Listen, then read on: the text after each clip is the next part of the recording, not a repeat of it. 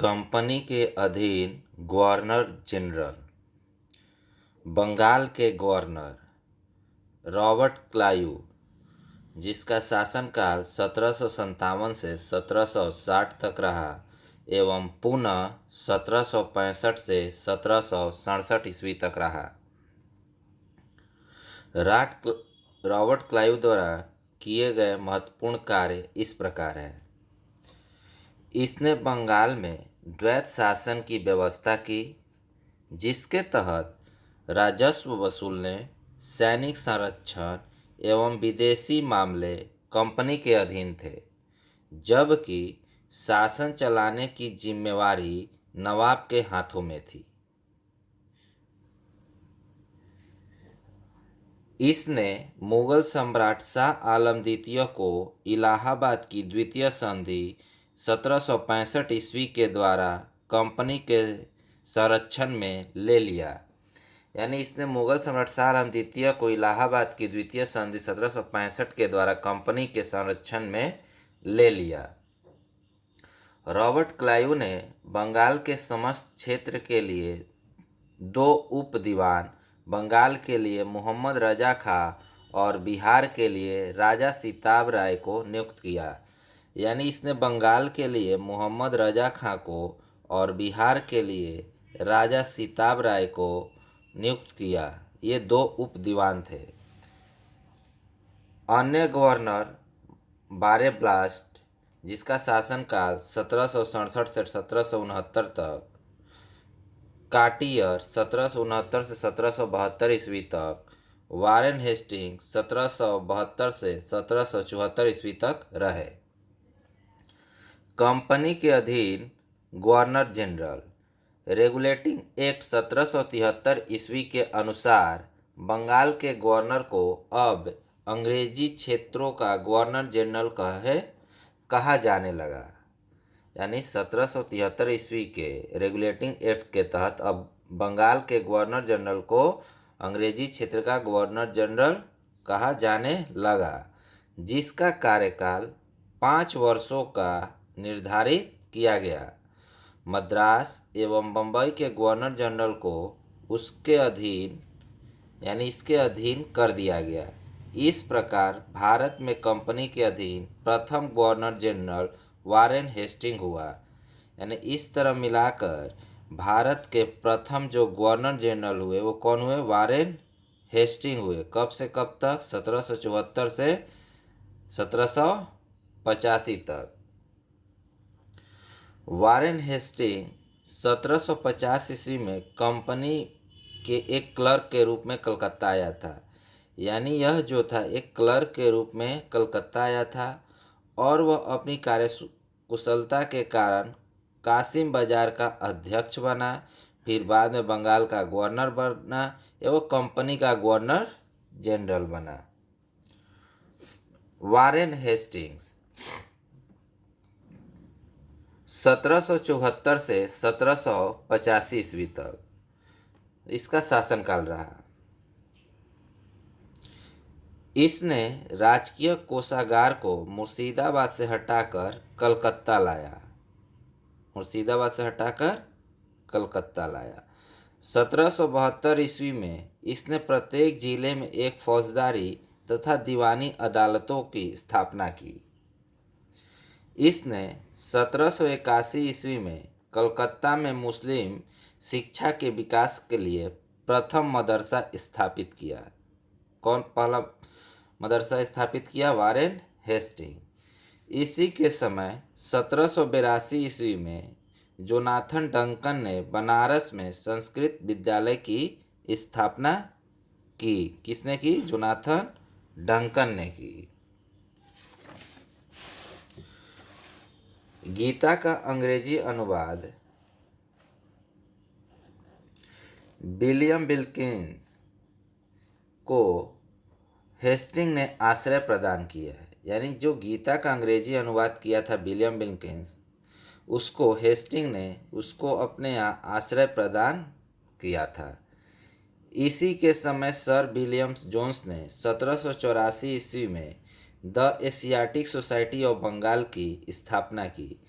Asiatic Society of Bengal की जो स्थापना हुई कब हुई? 1784 में हुई। इसने मुगल सम्राट को मिलने वाला 26 लाख रुपए को वार्षिक पेंशन जो था वो बंद करवा दिया। यानी इसके द्वारा जो था मुगल सम्राट को जो 26 लाख रुपए वार्षिक पेंशन दिए जाते थे उसको इसने बंद करवा दिया। इसी के समय 1780 ईस्वी में भारत का पहला समाचार पत्र द बंगाल गजट का प्रकाशन जेम्स आर्मस्ट्रांग हिक्की ने किया था। यानी पहली बार जो समाचार पत्र जो था द बंगाल गजट का प्रकाशन जेम्स ऑगस्टन हिक्की ने इसी के समय किया। इसी के समय में रेगुलेटिंग एक्ट के तहत 1784 में कलकत्ता में एक उच्चतम न्यायालय की स्थापना की गई, जिसका अधिकार क्षेत्र कलकत्ता तक ही था। कलकत्ता से बाहर का मुकदमा तभी सुना जाता था जब दोनों पक्ष सहमत हो। इसने बंगाली ब्राह्मण नंद कुमार पर झूठा आरोप लगाकर न्यायालय में फांसी की सजा दिलवा दी थी। प्रथम आंग्ल मराठा युद्ध 1775 से 1782 ईस्वी तक जो हुआ एवं द्वितीय आंग्ल मैसूर युद्ध जो 1780 से 1784 ईस्वी तक हुआ जो वारेन हेस्टिंग्स समय ही लड़े गए थे। प्रथम आंग्ल मराठा युद्ध सालाबाई की संधि यानी 1782 ईस्वी में और द्वितीय आंग्ल मैसूर युद्ध मंगलोर की संधि जो 1784 ईस्वी में के द्वारा समाप्त किया गया या समाप्त हुआ। इसी के काल में बोर्ड ऑफ रेवेन्यू की स्थापना की गई। यानी बोर्ड ऑफ रेवेन्यू की जो स्थापना की गई वो किसके समय की गई? वारेन हेस्टिंग के समय की गई। नोट: पिट्स इंडिया एक्ट 1784 के विरोध में इस्तीफा देकर जब वारेन हेस्टिंग फरवरी 1785 ईस्वी में इंग्लैंड पहुंचा तो बर्क द्वारा उसके ऊपर महाभियोग लगाया गया, परंतु 1795 ईस्वी में इसे आरोपों से मुक्त कर दिया गया। सर जॉन मैकफर्सन, जिसका शासनकाल 1785 से 1786 ईस्वी तक रहा, इसे अस्थायी गवर्नर जनरल नियुक्त किया गया। लॉर्ड कॉर्नवालिस, जिसका शासनकाल 1786 से 1793 ईस्वी तक रहा और फिर मध्य में 1805 भी रहा। इसके समय में जिले के समस्त अधिकार कलेक्टर के हाथों में दे दिए गए। किसके समय? लॉर्ड कॉर्नवालिस के समय। इसने भारतीय न्यायाधीशों से युक्त जिला फौजदारी अदालतों को समाप्त कर उसके स्थान पर 4 भ्रमण करने वाली अदालतों, जिनमें 3 बंगाल के लिए और 1 बिहार के लिए नियुक्त की। कॉर्नवालिस ने 1793 ईस्वी में प्रसिद्ध कॉर्नवालिस कोड का निर्माण करवाया, जो शक्तियों का पृथक्करण सिद्धांत पर आधारित था। यानी कॉर्नवालिस ने कॉर्नवालिस कोड का निर्माण कब किया? 1793 ईस्वी में किया। पुलिस कर्मचारियों के वेतन में वृद्धि के साथ ही ग्रामीण क्षेत्रों में पुलिस अधिकार प्राप्त जमींदारों को इस अधिकार से वंचित कर दिया गया या वंचित कर दिया। किसने? कॉर्नवालिस ने। कंपनी के कर्मचारियों को व्यक्तिगत व्यापार पर प्रतिबंध भी लगा दिए। जिला में पुलिस थाना की स्थापना कर एक दारोगा को इसका इंचार्ज बनाया गया। भारतीयों के लिए सेना में सूबेदार, जमादार, प्रशासनिक सेवा में मुंशी, सदर, अमीन या डिप्टी कलेक्टर से ऊंचा पद नहीं दिया जाता था भारतीयों को सेना में। इसने 1793 ईस्वी में स्थायी बंदोबस्त पद्धति लागू की। स्थायी बंदोबस्त पद्धति कब लागू की कॉर्नवालिस ने? 1793 में, जिसके तहत अब भू राजस्व का लगभग 90% यानी 10/11 भाग कंपनी को तथा 10% यानी 1/11 भाग अपने पास रखना था। स्थायी बंदोबस्त की योजना जॉन शोर ने बनाई थी। इसे बंगाल, बिहार, उड़ीसा, बनारस, मद्रास के उत्तरी जिलों में लागू की गई, जिसमें जमींदार भू राजस्व की दर तय करने के लिए स्वतंत्र थे। कॉर्नवालिस को भारत में नागरिक सेवा का जनक माना जाता है। यानी नागरिक सेवा का जनक किसे कहा जाता है? कॉर्नवालिस को कहा जाता है। Sir John Shore. Sir John Shore द्वारा जो शासनकाल रहा वो 1793 से 1798 ईस्वी तक रहा।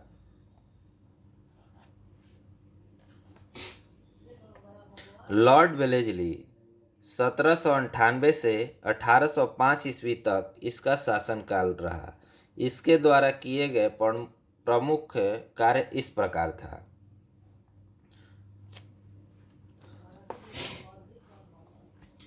इसने सहायक संधि की पद्धति शुरू की। भारत में सहायक संधि का प्रयोग वेलेस्ली से पूर्व फ्रांसीसी गवर्नर डुप्ले ने किया था। सहायक संधि करने वाले जो राज्य थे वो हैदराबाद 1798 में किया, मैसूर 1799 में किया, तंजौर 1799 में किया, अवध 1801 में किया, पेशवा 1801 में किया, बरार एवं भोंसले दिसंबर 1803 में किया, सिंधिया 1804 में किया। अन्य सहायक संधि करने वाले राज्य जोधपुर, जयपुर, मच्छेड़ी, बूंदी एवं भरतपुर रहे। यानी सहायक संधि जो पद्धति शुरू की थी वो किसने शुरू की थी? लॉर्ड वेलेस्ली ने शुरू की थी। इसी के समय टीपू सुल्तान चौथे आंग्ल मैसूर युद्ध यानी 1799 में मारा गया। टीपू सुल्तान की जो मृत्यु हुई चौथे आंग्ल मैसूर युद्ध में 1799 में हुई। इसी ने 1800 ईस्वी में कलकत्ता में नागरिक सेवा भर्ती के लिए युवकों को प्रशिक्षित करने के लिए फोर्ट विलियम कॉलेज की स्थापना की, परंतु बहुत व्ययशील होने के कारण इसे बंद कर दिया गया। यानी इस पर खर्च बहुत अधिक आ रहा था। और फोर्ट विलियम कॉलेज की स्थापना किसने की? लॉर्ड वेलेस्ली ने की। नोट: प्रशिक्षण के महत्व को समझते हुए 1806 ईस्वी में इंग्लैंड में हेलीबेरी ईस्ट कॉलेज में नागरिक सेवा भर्ती किए गए युवकों के प्रशिक्षण को भी प्रारंभ किया गया। यह स्वयं को बंगाल का शेर कहा करता था। कौन? Lord Wellesley. लॉर्ड कॉर्नवालिस का 1805 ईस्वी में दूसरा कार्यकाल शुरू हुआ, परंतु शीघ्र ही इसकी मृत्यु हो गई। सर जॉर्ज वारलो, जिसका शासनकाल 1805 से 1807 ईस्वी तक रहा। 1806 ईस्वी में बेलोर में हुई सिपाही विद्रोह इसके काल में ही महत्वपूर्ण घटना है। लॉर्ड मिंटो प्रथम, इसका शासनकाल 1807 से 1813 ईस्वी तक रहा। इसके काल में रंजीत सिंह और अंग्रेजों के बीच 25 अप्रैल 1809 ईस्वी को अमृतसर की संधि हुई, जिसकी मध्यस्थता चार्ल्स मेटकॉफ ने की थी। इसी के समय चार्ल्स एक्ट 2013 पारित हुआ। लॉर्ड हेस्टिंग, जिसका शासनकाल 1813 से 1823 ईस्वी तक रहा। इसी के समय आंग्ल नेपाल युद्ध 1814 से 1816 ईस्वी में हुई। इसने नेपाल में अमर सिंह थापा को आत्मसमर्पण करना पड़ा। मार्च 1816 ईस्वी में अंग्रेजों एवं गोरखों के बीच संगोली की संधि हुई। अंग्रेज और गोरखों के बीच जिसके द्वारा आंग्ल नेपाल युद्ध का अंत हुआ। इसके समय में पिंडारियों का दमन कर दिया गया। पिंडारियों के प्रमुख नेताओं में वासिल मुहम्मद, चीतू, करीम खां इत्यादि थे। इसने मराठों की शक्ति को अंतिम रूप से नष्ट कर दिया। इसने प्रेस पर लगे प्रतिबंध को समाप्त कर प्रेस पर मार्गदर्शन के नियम बनाए। किसने? लॉर्ड हेस्टिंग ने। इसी के समय 1822 ईस्वी का टेनेंसी एक्ट या काश्तकारी अधिनियम लागू हुआ। यानी टेनेंसी एक्ट या काश्तकारी अधिनियम किसके समय लागू हुआ? लॉर्ड हेस्टिंग के समय। कब? 1822 में। लॉर्ड एमहर्स्ट 1823 से 1828 तक शासन किए या गवर्नर जनरल रहे। इसके समय में प्रथम आंग्ल बर्मा युद्ध 1824 से 1826 में लड़ा गया। 1826 ईस्वी में बर्मा एवं अंग्रेजों के बीच यांडबू की संधि हुई। यांडबू की संधि कब हुई? 1826 में। 1824 ईस्वी में बैरकपुर में का जो सैन्य विद्रोह भी हुआ इसी के समय हुआ। लॉर्ड विलियम बेंटिंग 1828 से 1835 ईस्वी तक इसका कार्यकाल रहा।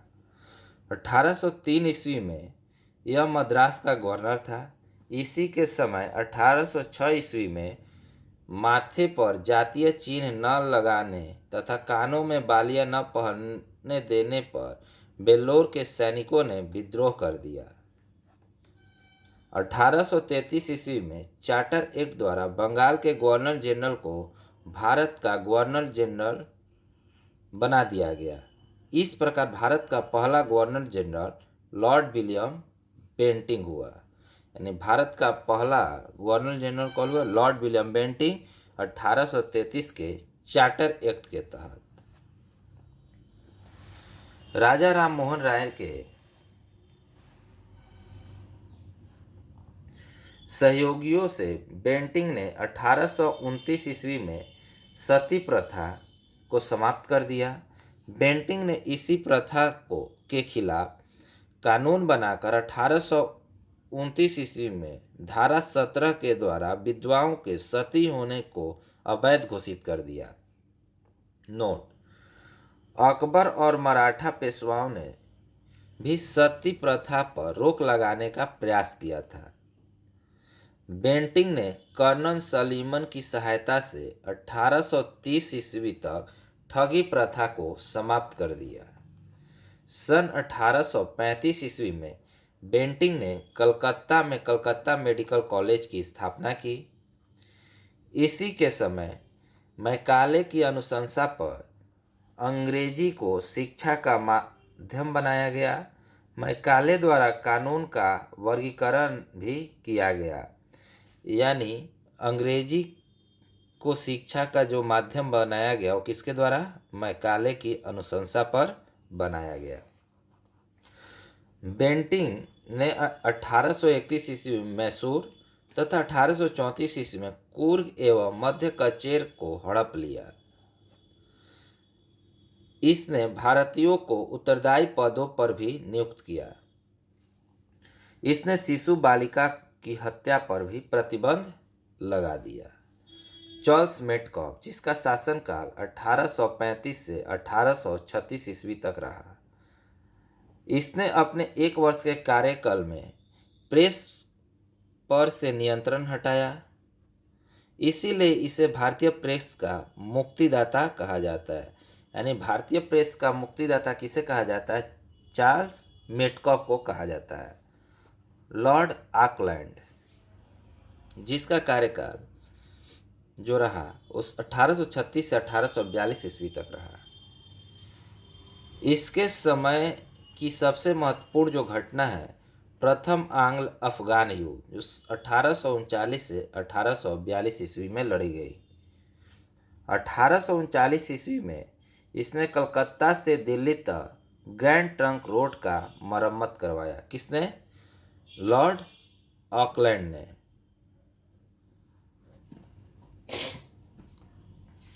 इसी के समय में भारतीय विद्यार्थियों को डॉक्टरी की शिक्षा हेतु विदेश जाने की अनुमति ब्रिटिश संसद ने प्रदान की।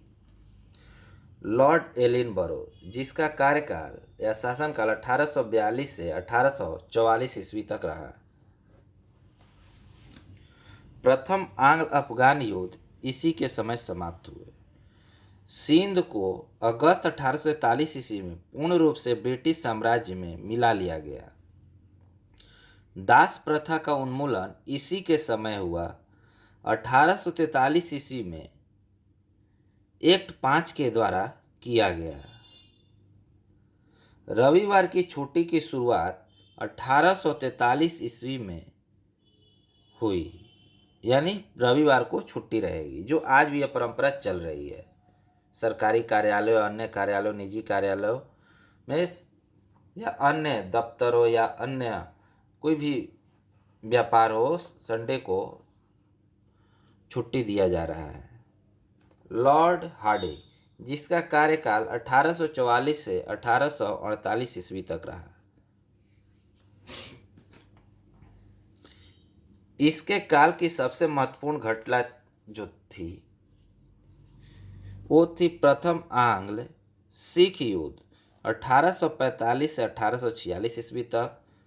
इसमें अंग्रेजों की विजय हुई, यानी अंग्रेज जो हुए वो विजय हुए। इसने नर बलि प्रथा पर प्रतिबंध लगा दिया। किसने? लॉर्ड हार्डिंग ने। लॉर्ड डलहौजी, जिसका शासनकाल या कार्यकाल 1848 से 1856 ईस्वी तक रहा।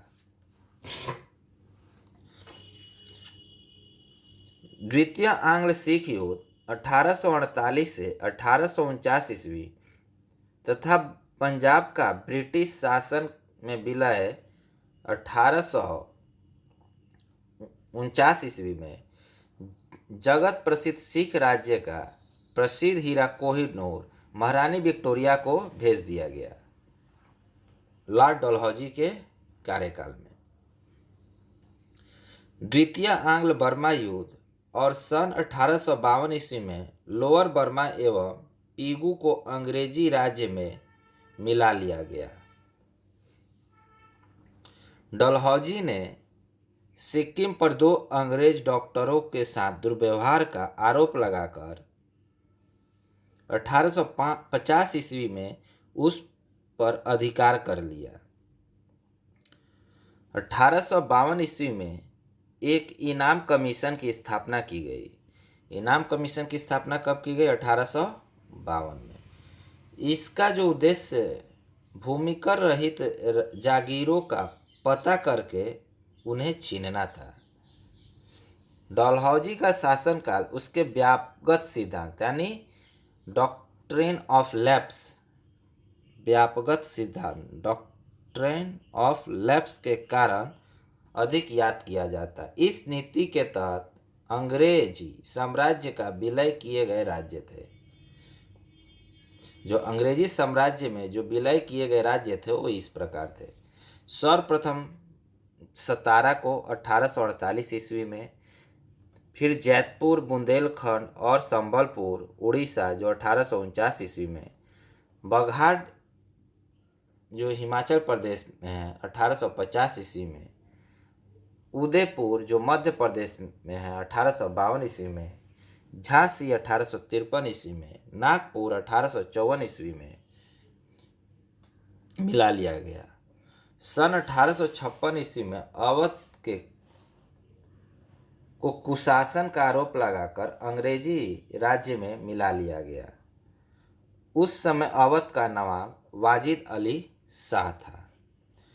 सन 1856 ईस्वी में इसने तोप खाने के मुख्यालय को कलकत्ता से मेरठ स्थानांतरित किया और सेना का मुख्यालय शिमला में स्थापित किया। कौन? लॉर्ड डलहौजी ने। शिक्षा संबंधी सुधारों में डलहौजी ने सन 1854 ईस्वी के वुड डिस्पैच को लागू किया।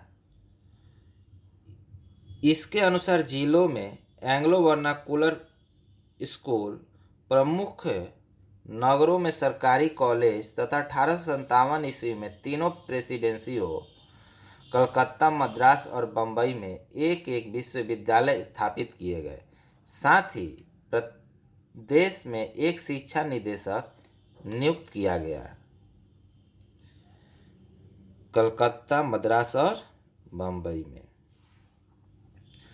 डलहौजी को भारत में रेलवे का जनक माना जाता है। इसी के समय भारत में पहली बार 16 अप्रैल 1853 ईस्वी में बम्बई से ठाणे के बीच 34 किलोमीटर प्रथम रेलगाड़ी चलाई गई। सन 1854 ईस्वी में नया पोस्ट ऑफिस एक्ट पारित हुआ और भारत में पहली बार डाक टिकट का प्रचलन प्रारंभ हुआ। कब? 1854 ईस्वी में।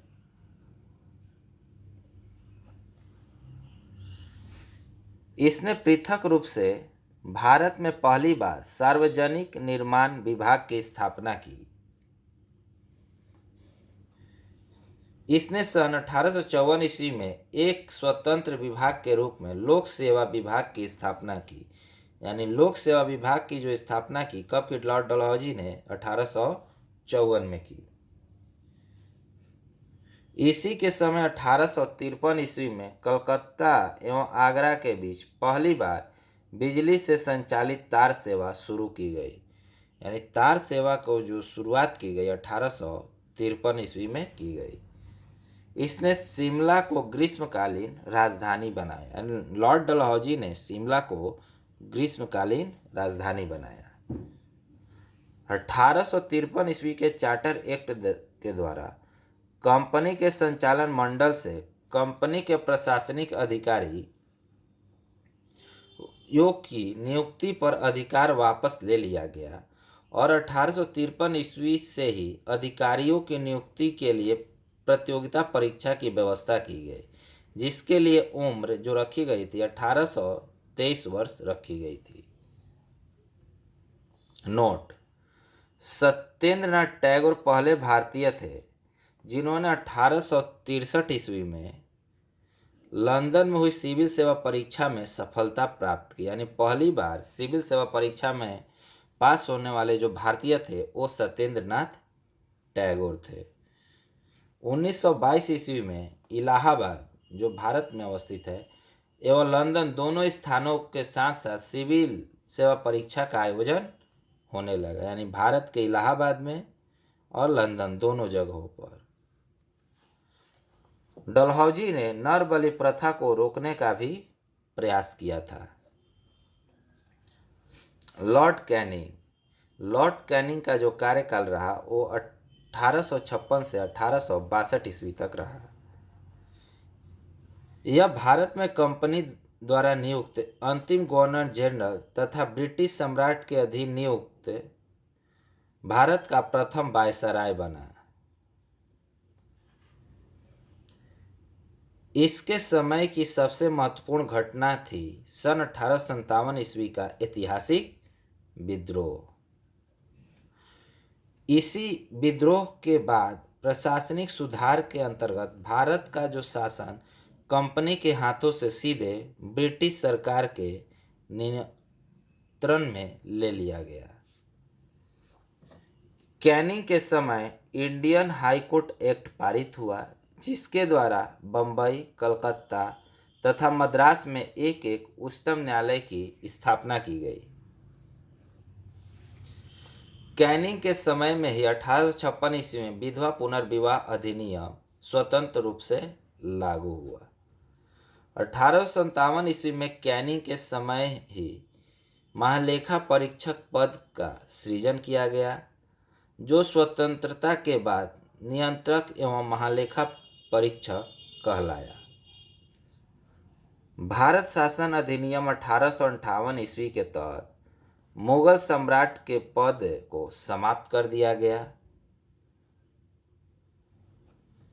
मैकाले द्वारा प्रारूपित दंड संहिता को 1858 ईस्वी में कानून बना दिया गया तथा 1859 ईस्वी में अपराध विधान संहिता लागू की गई। व्यापक सिद्धांत यानी डॉक्ट्रिन ऑफ लैप्स यानी राज्य विलय की जो नीति थी इसने समाप्त कर दी। 1861 ईस्वी में इंडियन काउंसिल एक्ट पारित हुआ तथा पोर्टफोलियो प्रणाली लागू की गई। लॉर्ड एलिंगन का जो कार्यकाल था वो 1862 से 1863 ईस्वी तक था। इसने वहाबी आंदोलन का दमन किया। 1863 ईस्वी में धर्मशाला जो हिमाचल प्रदेश में है में इसकी मृत्यु हो गई। अगला वीडियो पार्ट 2 अगले अध्याय में अध्ययन करेंगे। Thank you.